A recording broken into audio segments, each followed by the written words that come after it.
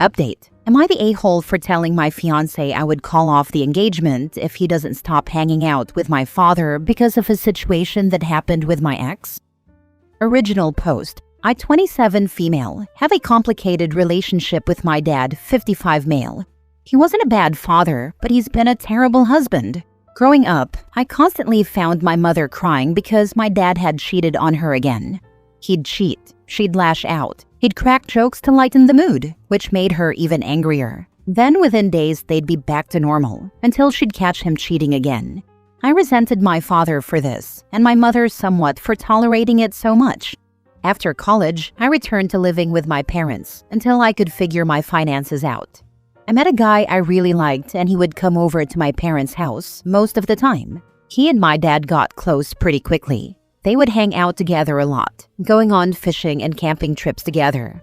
I thought it was nice that my father and my boyfriend were getting along so well until I overheard them one day talking about their latest adventure. From that conversation, I realized their trips weren't just about fishing or camping. They were picking up women together. Essentially, my dad was encouraging him to cheat on me but just be discreet about it. They tried denying it, but I wasn't fooled. I broke up with him immediately, and my relationship with my dad got even worse. I moved out some months later and rarely visited. My apartment was only a 20-minute drive away from my parents, but even then, I visited just a handful of times, mostly because of my mother. Now on to the current situation. I met my fiancé, 26 male, some months after my last relationship, and we dated for a year and a half before he asked me to marry him. I'd already introduced him to my parents and they'd met a couple more times. He knew about the situation with my ex and why my relationship with my father was strained. We got engaged a month ago, the week before Thanksgiving. When I informed my mother, she begged us to come spend Thanksgiving weekend with them to celebrate. She used the fact that we drifted apart so much, and my fiancé convinced me, so I agreed. On the first night after dinner, my dad invited my fiancé to go out on the porch to drink beer and chat. My mom and I decided to join them. The conversation was mostly about their mutual love for football. After an hour or so, it got tiring, and I wanted to sleep. My mom had already gone off to bed. When I told my fiancé, he told me to go ahead and said he would be with me soon. I felt very uneasy about leaving them alone, but I didn't want my fiancé to feel like I was monitoring him.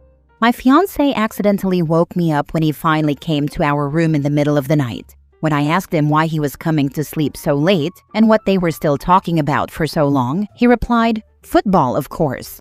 I didn't press further. All weekend they hung out constantly. My fiancé helped my dad with chores and ran errands with him. When I brought it up, he said he was just being polite. Fast forward to yesterday, my fiancé casually informed me he would be going on a camping trip with a friend. This isn't the first time he has gone camping since we got together, but I got suspicious because he became evasive when I asked who he was going with. When I pressed, he finally admitted he was going with my dad. Apparently, over the weeks after Thanksgiving, they stayed in contact. They'd even gone to watch a football game together without me knowing, because my father said I would make a big deal out of it. I lost it and told him absolutely not. I reminded him what happened with my ex. He said I was being paranoid, that my dad was cool to hang out with, and had never mentioned anything about women. He said my dad didn't force my ex to cheat, so I couldn't keep holding a grudge. That hurt very much, in addition to the fact that he wouldn't cancel the camping trip like I asked. So I told him that he could either stop hanging out with my dad or I would call off our engagement. He got upset and accused me of trying to control him and said that the fact I think my dad can influence him means I don't trust him. We've barely talked since yesterday, as he keeps giving me the cold shoulder. I don't want to be the kind of woman who controls who her man hangs out with, but I feel like I set a clear boundary from the very start regarding my dad, and he knows how it makes me feel. Sorry for the long post, but I felt that the context was important. Am I the a-hole for giving him that ultimatum? Now for the top comments before reading the update. Not the a-hole, but I wouldn't bother with the ultimatum. What is particularly concerning here is that your fiancé is already lying to you and sneaking around behind your back. You're trying to maintain boundaries with your father, and your own fiancé isn't respecting them. He's showing you who he really is, so believe him. A good man would not be lying to you. A good man would not be sneaking around behind your back. A good man would respect your wishes regarding your family. You can't trust this guy, and if you keep dating him, it's only a matter of time before he's out cheating with or without your dad. It sounds like the dad almost likes to groom them into becoming cheaters. I imagine he'll do the same with this man and will continue to try this with every partner OP ever has. My view is that dad is doing it deliberately, so he can say, "See, all men cheat. I wasn't the a-hole. It's just what us men do." Your fiancé is putting his bromance with your father above your comfort. He is already lying to you while embracing a habitual cheater. Is this what you want for your future? Reenacting your parents' dysfunctional marriage? Not the a-hole, unless you accept the disrespect. Oh, he'll cheat on her. Absolutely. OP needs to go no contact with her parents and her fiancé. Now for the update. Thanks to everyone who commented on my original post. I read every comment, but I couldn't reply to any because it felt like I was reading what I already knew deep in my gut. So I did not break up with my fiancé right away. Pathetic, I know. This is a man I'd been with for almost 2 years, and we'd never had any major fights until now. I wanted to wait to see if he would understand where I was coming from and decide to cut my father off. But 2 days later, he was still giving me the cold shoulder despite my attempts to talk it out. I forgot to mention in my original post that my fiancé did say that it wouldn't be just him and my dad. His friend would be there too, so I didn't have to worry.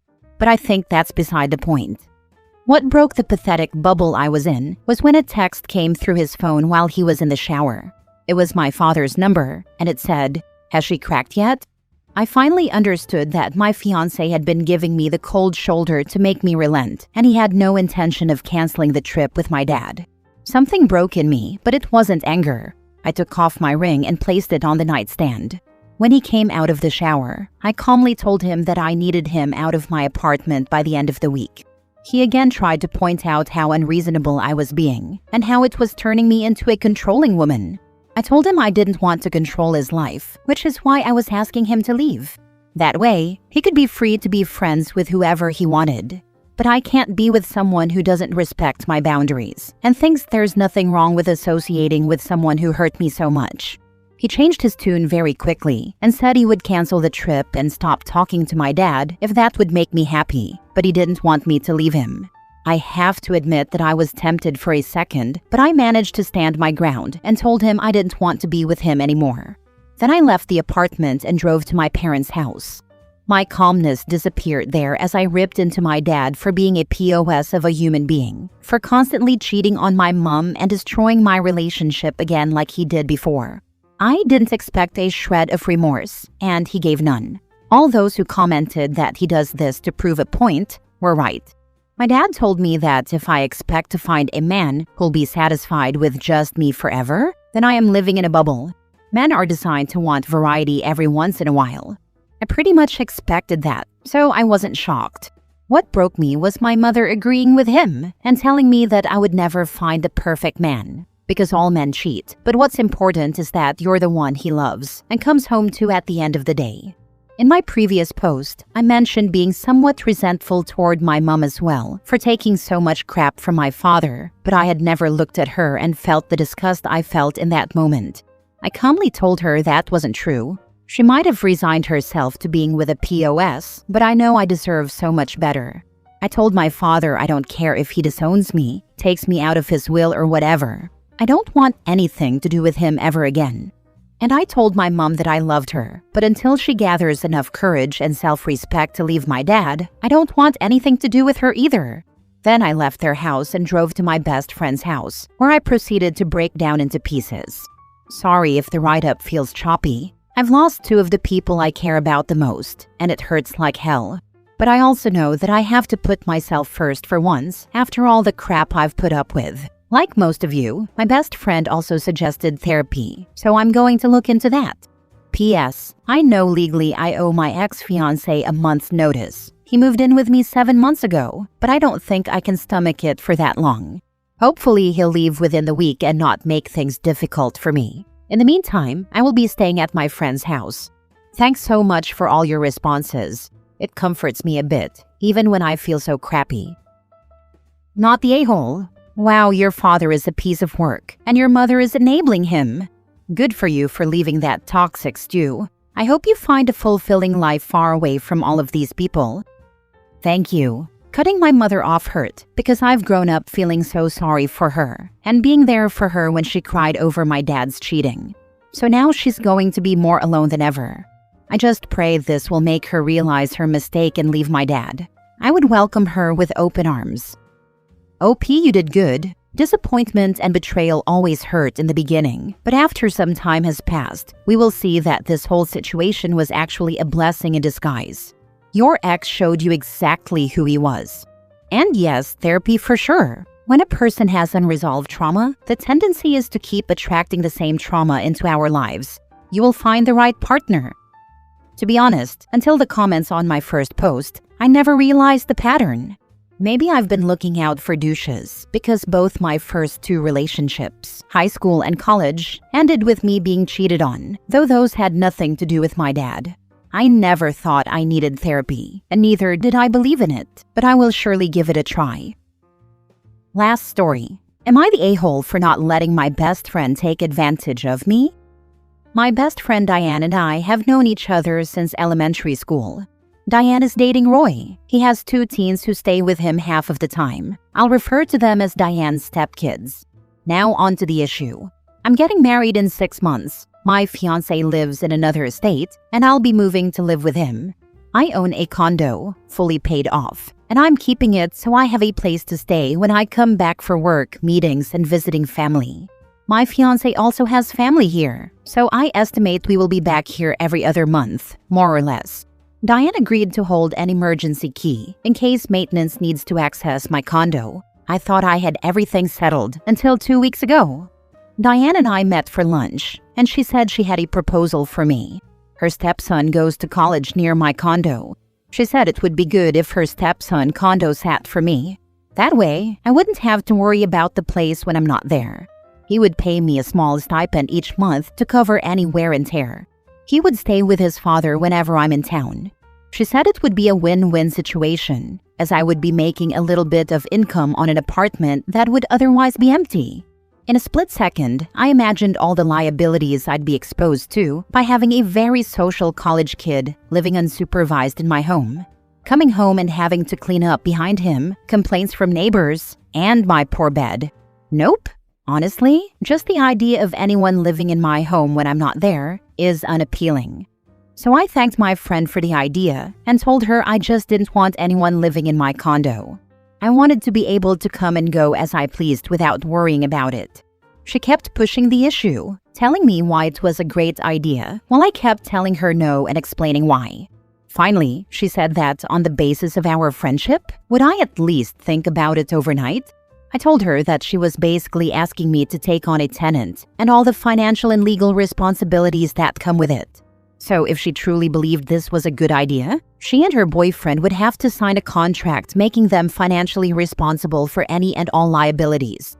She asked why she had to be on the contract. I said I was only asking of her what she was asking of me. She got quiet. I told her to think about it and get back to me. Roy later called me and said he would be willing to sign the contract. I said Diane would have to sign it too, as she is the only reason why I am even considering it. I then explained to him why I wanted to keep the apartment empty. He told me Diane came to him with the idea and said she would talk to me about it. He wouldn't have bothered with it if he had known the full story. It was a pleasant conversation.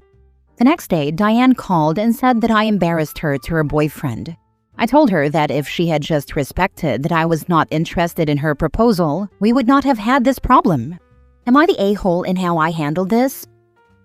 Not the a-hole. You may want to change your locks though. She already has a key and might give him access anyway. Like, I thought once you could see how great it is, you wouldn't mind or would change your mind, or something. I didn't give her the key yet. I was going to hand it over closer to when I moved. I do not plan on giving her the key anymore. Without a contract, you could be in for all sorts of shenanigans like squatters' rights, etc. If Diane really wants to pursue this, she should want to pursue it in a legally sound manner. Your initial response of no tenants was solid, and your alternative solution makes sense. You want to reduce your risk as much as possible. You told Roy the same thing you told Diane, so if anyone was embarrassing Diane, it was her for not telling Roy all the details, not the a-hole. She tried to say that he wouldn't be a tenant, he would be a condo sitter, so I would not be liable for his actions. Ha, she changed her tune when I brought up the contract. Not the a-hole. It all makes sense. You trust her, of course, but she's not living there. A young college boy is living there, one you don't know very well and don't trust very much.